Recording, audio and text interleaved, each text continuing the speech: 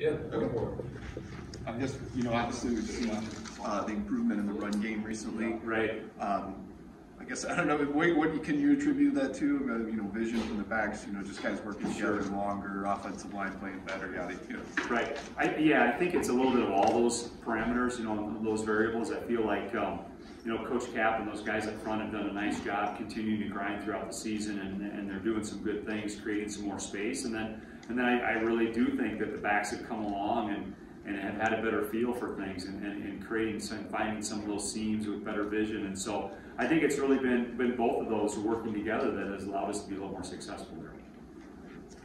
That short yardage, I guess, Jay, is that an area you guys are trying to sort of dig into? Yeah, a little bit. It's interesting. People load the box on you in different things, so it's certainly an element that you gotta find a way to do some positive things. So it's always a top deal there. We've looked at different things there to try to put our guys in the best advantage. Because they're generally, at the end of the day, like that, and obviously particularly down the goal line, they outnumber you. There's always a few more hats than you have, so you got to find ways to try to find angles and create some seams. And so, it's a constant focal point for us.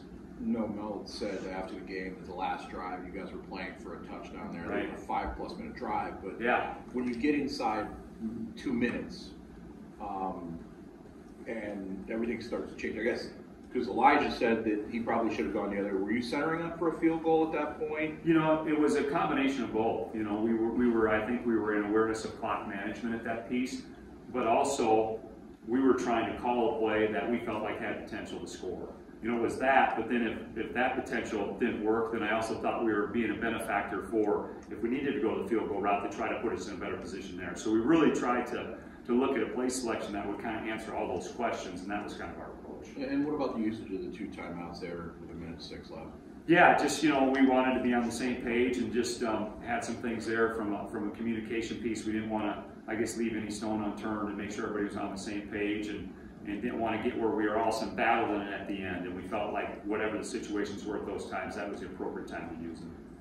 What are sort of those real-time calculations and adjustments like? You got voices in your ear probably. You're trying to think because you had the Wisconsin late game and the Illinois late game situation. This one, right? I'm just wondering, now that you guys have been through as a staff, how are those conversations and calculations happening? No, I think I first go to Coach Tucker. He does a tremendous job of kind of, because at the end of the day, he is guiding us, and we're all in the deal together and talking collectively. But he, I think, does a very good job of kind of setting the position of what he feels is best for us at that time. If it's that's kind of all throughout the game. That could even be a 3rd down transitioning into a 4th down call. Kind of at the end of the game, he's always in constant contact with me and the rest of our offensive staff about timeout usage and what we need and things of that nature. So it really starts with him, and I think as we've gone through it, I think our communication piece is good, and we're all on the same page and able to kind of take those moments and try to calm them down a little bit. Mel yesterday was saying, so short-handed, you guys haven't been able to hit in practice. This will be the 4th straight week, and he was saying that kind of shows up in the run D. I was wondering, is there anything that shows up for you guys offensively, or is it just you guys aren't getting banged up?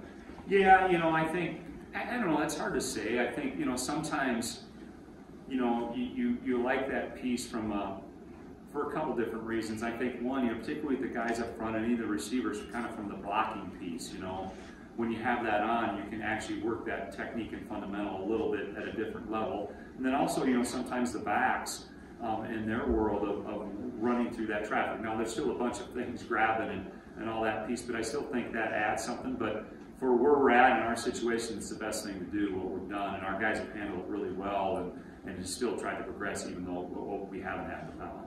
Saw yesterday that Jared Horst said he's looking for an agent. Is he still with the program? Yes, he is. Certainly, he's still out, but still with the program. Absolutely.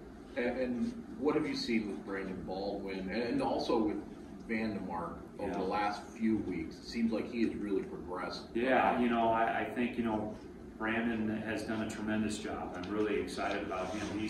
He stepped in and has done very well. So I'm excited about him. And then you had Gino, which came in, 4 or 5 games ago, played a half, and then got a little bit banged up, and then was back, and he came in with his first start and done well. So those guys in our situation with some of the late season things that just kind of naturally occur to every team, I think, in the country, really pleased with Brandon and Gino. They've done a very nice job and stepped in a time of need And I think it even springboards us for what's next for those guys. What about Wigginton too? Because yeah, you know, Kevin hasn't quite as many reps, but when he has had his opportunity, he's been prepared and has taken advantage of it. I'm sorry, I missed the very start of this, so I apologize. But there's been a lot of questions this year in terms of short yardage calls, whether it's 3rd and 1, 4th and 1 goal lineup. We've seen a lot of runs out of the pistol, things like that, shotgun runs that haven't been successful. A lot of feedback we get, people are wondering why we see those calls when they seem to not be working very well. Not a lot of quarterback sneaks, those sort of things. What's the thought process? Right. In those positions. Yeah, no, absolutely. That's a great question. You know, obviously you always look at what your opponent's trying to present to you in those particular situations. And we talked about it, we touched on it earlier a little bit. You know, a lot of times there's an extra hat in the box and you have to decide, you know, what is best to, if they have extra people, how are you going to handle the extra people? And that's where, you know, the defenses nowadays are loaded up on you. And so if you take the quarterback out as a runner, then the numbers change a little bit. So it's always a weekly deal, really, and we look at each week differently and what we think is best with that team is presenting us. And so, yeah, it really kind of changes each week, and then we do have some bread and butter things that we believe in. To me, the pistol, the gun, that really doesn't matter. To me, I mean, it's a run, and so sometimes being in those worlds helps you because you present something different to the defense that we think can be an advantage. Sneaks sometimes are there, sometimes they're not. When you look on film, you know, some people defend the sneak or those types of things. You know, when you watch film, they'll pack it up and they stack everybody up in there. And so really that situation is very calculated. That, you know, those situations are calculated, really looking at the information that we've got throughout the year, what that defense has presented. So the plans are always kind of put in that regard. And does like when you go to the line, does Peyton have options on that sometimes? Because I know I think with the Illinois game, he said he was upset with himself on one of the plays. He's like, I should have checked out with this, and I didn't. Right. Yeah, you know, no, Peyton has a ton of options. It varies. Again, you know, some weeks those options are certainly there. You know, and other weeks, depending on what we've kind of looked at and what we think is best, they're not there. So it kind of depends. It's a little bit situational. What does Peyton need to do here in this last game, and what have you seen in terms of maybe his development over the course of the year? It obviously wasn't necessarily as easy this year as last year. Yeah, you know, I'm really pleased. I felt, you know, last week really excited about him. He played extremely well last week.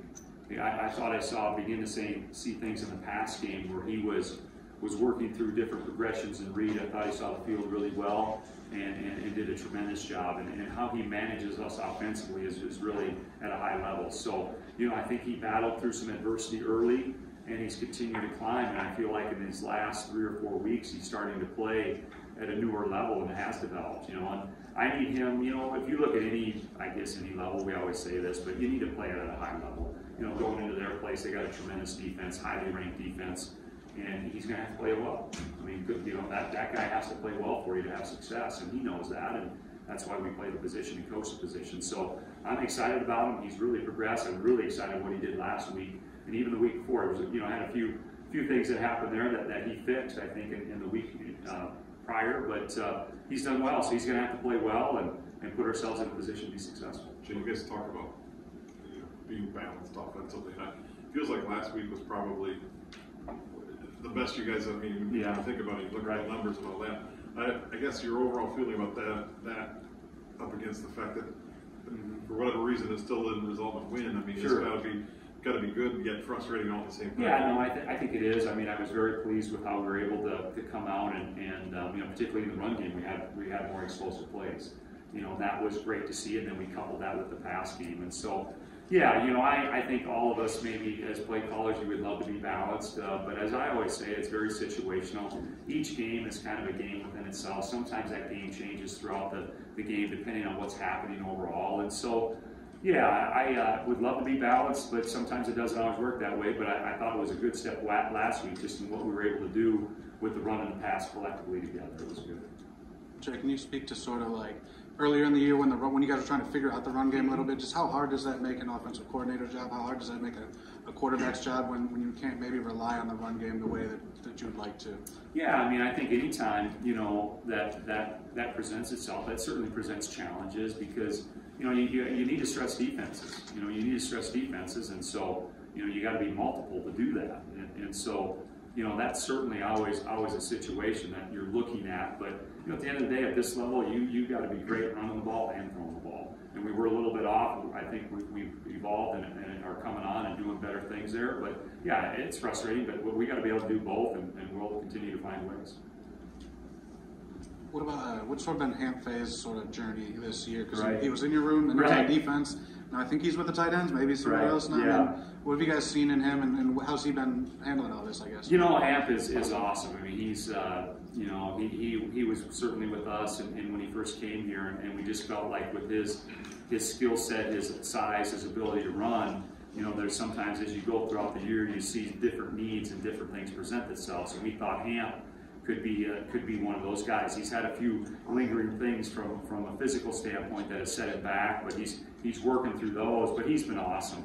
I think he's got a bright future. He was moving around because he wants to participate and contribute, and we just felt looking at some of the different things he could help our team be better.